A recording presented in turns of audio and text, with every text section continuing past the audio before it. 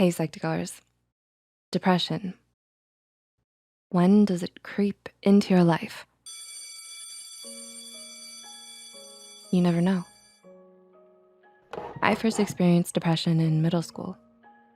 As a preteen, I naturally wasn't able to tell how my mind was working differently. Probably the most common features in a scenario like that is depression and sadness being somewhat interchangeable terms for you because you haven't learned the difference yet at that age.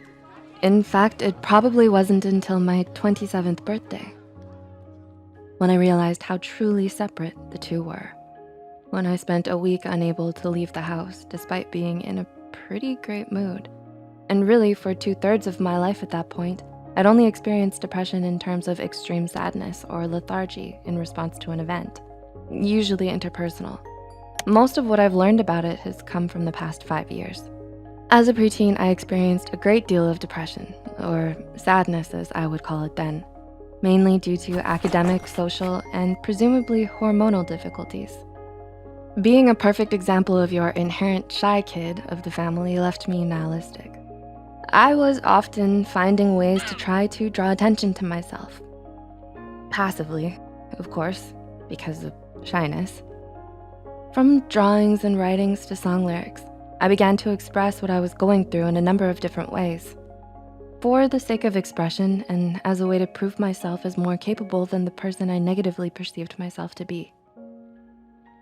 Somewhere between middle school and early high school, I degraded emotionally to a great extent. I began making threats of self-harm and was even pulled out of public school.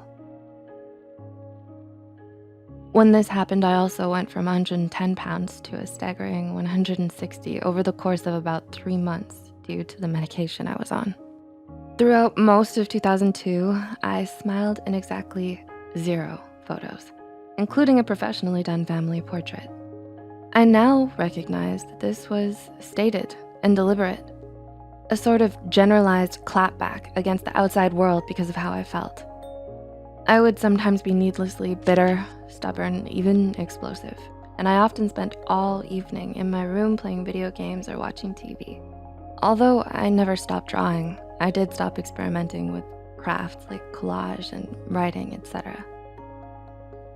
The lowest moment was likely after committing a particularly upsetting form of self-harm, which I covered up with a bowling glove. This only attracted attention to it, and in no time the secret was wide in the open, causing me to double down on attention-seeking behavior. There were brushes with depression throughout the decade. A more chronic form of depression arrived in my late 20s as I finally got my bachelor's degree and faced a difficult job market living in Atlanta. A decision was made to apply to grad school. While undergrad was easily one of the happiest periods of my life, grad school was much more complicated and came with persistent bouts of depression and anxiety. I was substantially less social and prone to spending hours laying on the couch, either playing with my phone or doing nothing at all. I would stare at the ceiling or bury my head between the pillow and cushions. Most of grad school was backlit by anxiety and depression, bouncing off of each other. However, I became much more proactive in my mental health as a result, and eventually settled on a prescription regimen that I still follow today. I then started regular therapy for the first time as an adult, which I've mostly kept up with since then. Following grad school, I moved yet again and spent all of 2019 squeezing as much employability as possible out of my extremely narrow window of interest in commercial work. An intensive outpatient program via Zoom kept me afloat on 3 therapy sessions a week. And looking back over the past year, I can see my mood as something zigzagging like the chart of a tumultuous, but slow upward trending company on the stock market. Over time, rock bottom becomes a little higher than before, and the good days become more like actual good days than simply normal. Much of this time was spent in a suffocating, crowded, and dark apartment, and taught me an important lesson about considering the mental health impact when looking for apartments on a budget. Over the decades, I've had a number of methods of dealing with depression that weren't particularly healthy. The ones that were healthy, however, often involved distraction or turning to friends. Distraction could mean driving around and listening to music, a rural pastime, for sure, or it could mean something more hobby-oriented. The video game collection I mentioned earlier continues on and off to this day and opened up a little time capsule to turn on in moments of stress and escapism. However, if not handled correctly, this hobby becomes detrimental very quickly. Escapism can limit one's ability to make a real change in their life and improve their situation. Art was far and away the healthiest channel for me to process and express things going on in my life, and it has always run the gamut.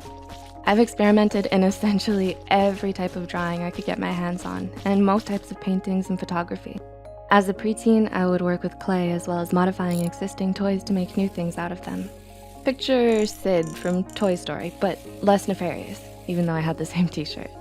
More than anything though, simple drawing and writing have been my go-to formats.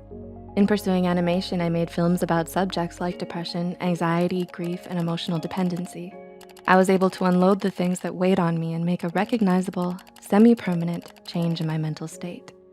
As I entered my 30s, I started regular therapy and learned a host of other skills and coping mechanisms, many of which I still use today. I try to walk outside as much as I can, as walks outside can carry a lot of benefits. Others include journaling, mindfulness meditation, and self-parenting.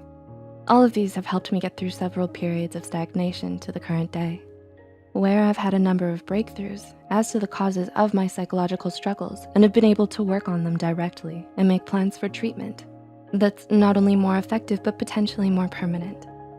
Depression arrives in many forms and can disguise itself as sadness, lethargy, apathy, and others. I've learned that recognizing depression can be deceptively difficult because when it's at its worst, it has your mind under its control, and it gets harder to differentiate the real world from the dystopia that depression will convince you is real. Time helps, as does mindfulness, exercise, and spending time with loved ones, if at all possible. And no matter how long you've dealt with it, you can always let your guard down without noticing. It's important to try the things that work, but the most important part is maintaining some semblance of effort trying to wrestle control from depression's grip so you can steer yourself in the right direction. It may mean complete control, or just pulling the wheel in the right direction every time you get your hands on it.